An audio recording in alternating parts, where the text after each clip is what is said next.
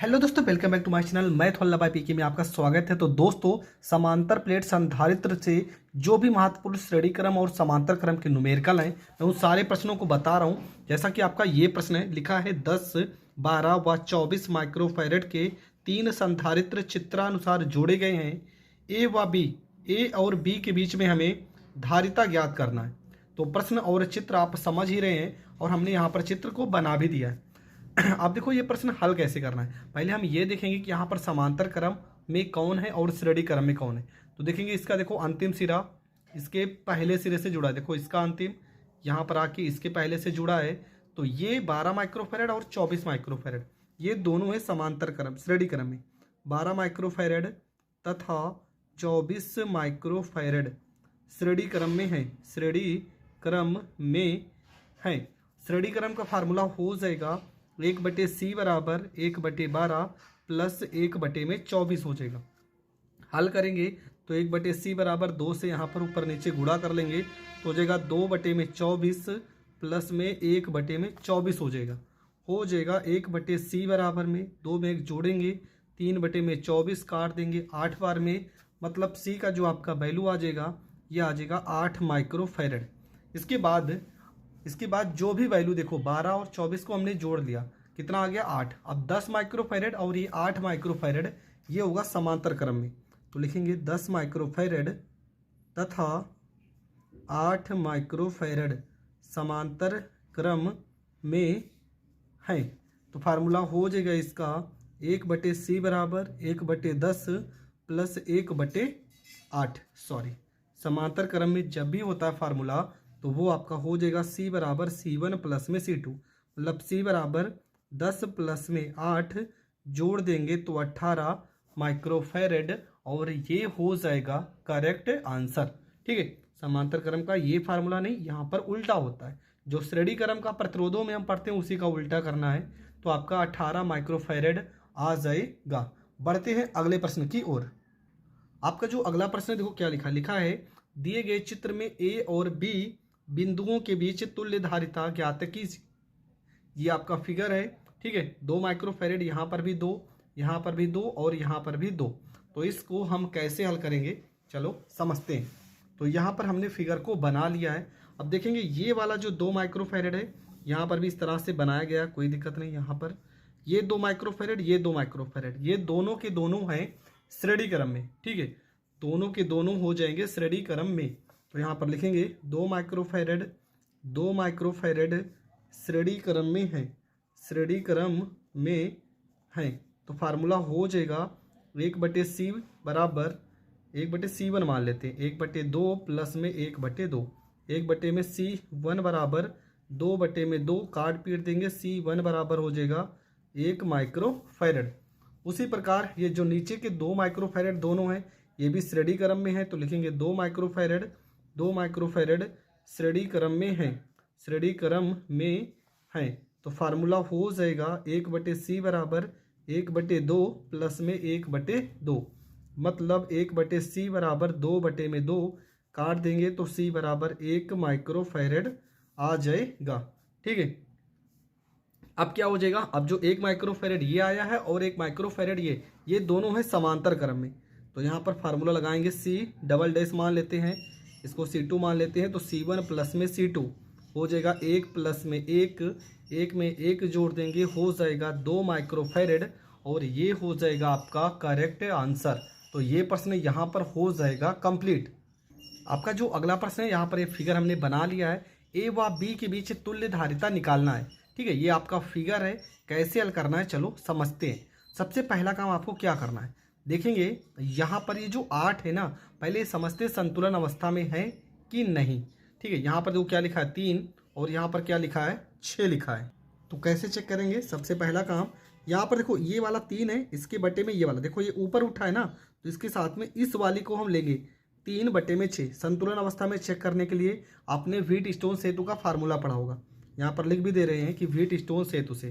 ठीक है, wheat stone सेतु से फार्मूला लिखेंगे c1/c2 बराबर में यहाँ पे c3/c4 कर लेते हैं।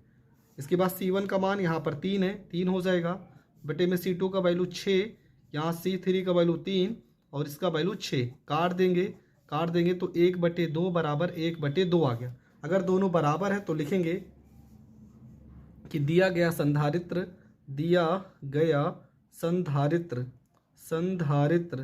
संतुलन अवस्था में है, संतुलन अवस्था में है। अतः C व D पर कोई विभव नहीं होगा। जब कोई विभव नहीं होगा तो आपका जो यहाँ पर वैल्यू है 8 माइक्रोफैरड, इस पर कोई भी आवेश संचित नहीं होगा। अतः यहाँ लिख दे, अतः 8 माइक्रोफैरड पर कोई आवेश संचित नहीं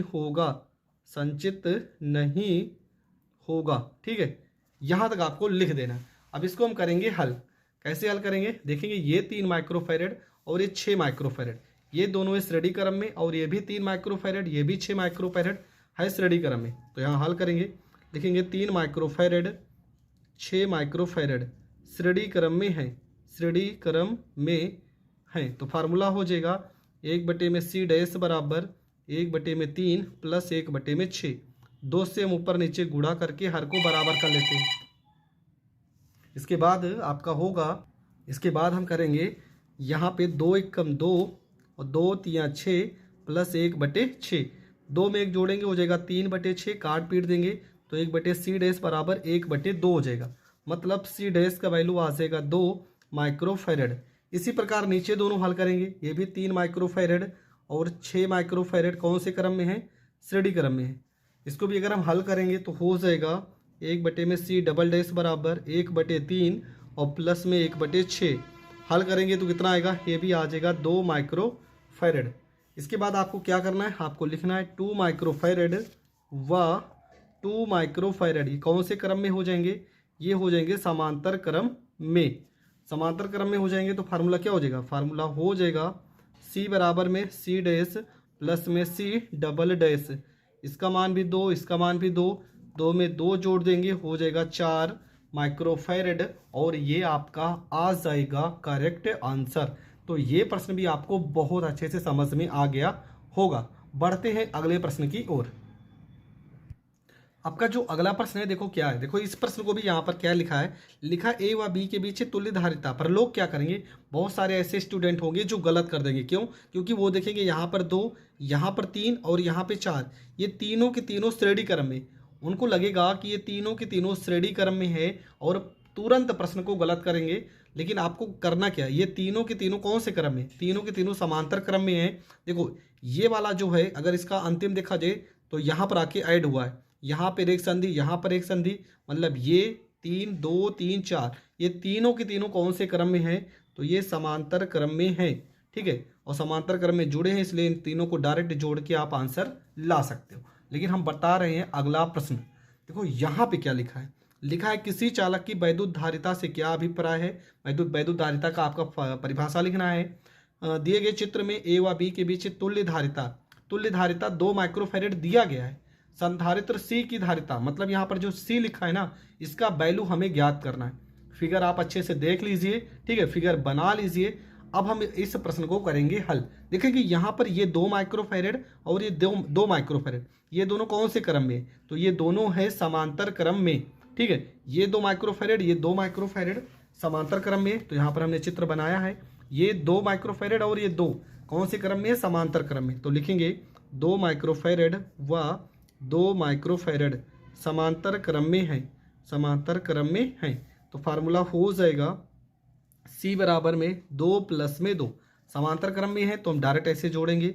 C बराबर हो जाएगा 4 माइक्रोफैरड, ठीक है। अगर इसको पूरा जोड़ देंगे तो आपको पता है इस पूरा अगर जुड़ जाएगा तो हमारा यहाँ पर जो ये 4 माइक्रोफैरड है, ये यहाँ पर इस तरह से आ जाएगा। मान लो इस तरह से आ जाएगा ना, इन दोनों को जोड़ोगे तो यहाँ पर आ जाएगा। तो ये 4 माइक्रोफैरड और यहाँ पर जो जोड़ने पे 4 माइक्रोफैरड आएगा, ये दोनों कौन से क्रम में है, तो ये दोनों हो जाएंगे श्रेणी क्रम में। तो आपको लिख देना है कि 4 माइक्रोफैरड व 4 माइक्रोफैरड श्रेणी क्रम में है, श्रेणी क्रम में है। फार्मूला हो जाएगा 1/c डैश बराबर 1/4 प्लस में 1/4। तो हो जाएगा 1/c डैश बराबर 2/4, काट पीट देंगे तो 2 आ जाएगा, मतलब c डैश बराबर हो जाएगा 2 माइक्रोफैरड। c डैश का वैल्यू कितना आ जाएगा, 2 माइक्रोफैरड आ जाएगा। अब आपका चित्र कुछ इस तरह से हो जाएगा, ठीक है। यहाँ पर आपका c था, यहाँ पर तो हमने जोड़ दिया है, और इसके बाद यहाँ पर b हो गया, ठीक है। यहाँ पर a बिंदु हो गया, यहाँ पर c है। इन दोनों को जोड़ने पर कितना आया, यहाँ पर आया 2 माइक्रोफैरड, और यहाँ पर प्रश्न में पहले से कितना था, 2 माइक्रोफैरड। ये 2 माइक्रोफैरड, ये 2 माइक्रोफैरड कौन से क्रम में है, समांतर क्रम में है। तो लिखेंगे 2 माइक्रोफैरड व 2 माइक्रोफैरड समांतर क्रम में है, समांतर क्रम में है। तो फार्मूला क्या हो जाएगा, फार्मूला हो जाएगा c डबल डैश यहाँ पर लगा देते हैं, तो 2 प्लस में 2, c डबल डैश बराबर हो जाएगा 2 दूना 4 माइक्रोफैरड हो जाएगा। अब क्या करेंगे, अब हम यहाँ पे पूरा जब वैल्यू जुड़ जाएगा तो आपका फिगर कुछ इस तरह से आ जाएगा। यहाँ पर b आ जाएगा, यहाँ पर a, यहाँ पर c, यहाँ पे 4 माइक्रोफैरड। अब ये दोनों कौन से क्रम में हैं, तो ये दोनों हैं श्रेणी क्रम में। फार्मूला लगाएंगे 1/c, यहाँ पे c ट्रिपल डैश कर देते हैं, 1/c प्लस 1/4। तुल्य धारिता प्रश्न में दिया गया था, ठीक है। प्रश्न में तुल्य धारिता कितना दिया गया है, तो प्रश्न में तुल्य धारिता आपका दिया गया है 2 माइक्रोफैरड, ठीक है, 2 माइक्रोफैरड। तो यहाँ पर 1/2 लिखेंगे, प्लस 4 को इधर भेजेंगे, माइनस 1/4 बराबर 1/c हो जाएगा। 4 एकम 4, 2 एकम 2, बटे में 4 दूना 8, 1/c हो जाएगा। 4 में से 2 घटा देंगे तो 2/8 बराबर 1/c हो जाएगा। 2 से 8 को काट देंगे, 4 बार में घटेगा, मतलब c बराबर आपका हो जाएगा 4 माइक्रोफैरड, 4 माइक्रोफैरड। और ये आपका हो जाएगा करेक्ट आंसर। तो ये प्रश्न भी मैंने बहुत अच्छे से समझा दिया। जितने भी महत्वपूर्ण प्रश्न हैं जो पेपर में आए हैं, मैं उन प्रश्नों को ज़रूर बताऊंगा। आप पूरी वीडियो लास्ट तक ज़रूर देखना। बढ़ते हैं अगले प्रश्न की ओर। आपका जो अगला प्रश्न है आपके दिमाग को घुमा के रख देगा, ठीक है। प्रश्न है 143 नंबर, ए व बी के बीच में तुल्य धारिता दिया गया 1 माइक्रोफैरड। संधारित्र C, मतलब यहाँ पर जो C लिखा है ना, इसकी धारिता हमें ज्ञात करना है।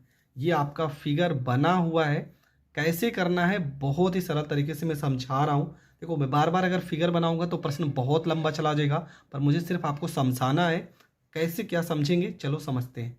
देखो यहाँ पर देखो ये 6 लिखा है ना, ये 6 माइक्रोफैरड अगर देखा जाए 1 माइक्रोफैरड, ये 6 माइक्रोफैरड और 1 माइक्रोफैरड, ये दोनों कौन से क्रम में, तो ये दोनों के दोनों हैं श्रेणी क्रम में। तो श्रेणी क्रम में है तो पहले लिखेंगे, यहाँ पर सबसे पहले लिखेंगे 1/c, चलो 1 मान लेते हैं, 1/6 हो जाएगा, प्लस में 1/1 हो जाएगा।